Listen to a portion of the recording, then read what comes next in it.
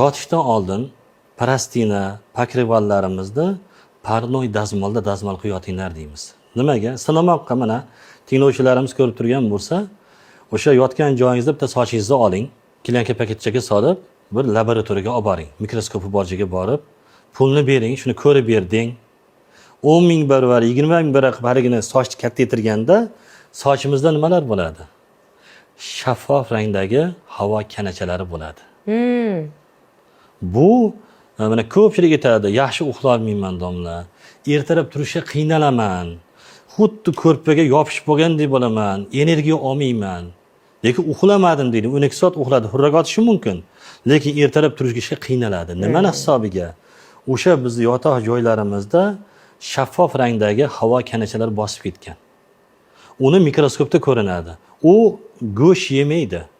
Qon so'rmaydi. U sizni energiyangizni so'radi. Yo'q-e? Bu laboratoriya tekshirayotgan narsa. Endi sinamoqqa mana tinglovchilarimiz bugun yotishdan oldin parday dazmol bo'lmasa oddiy dazmol ham bo'laveradi.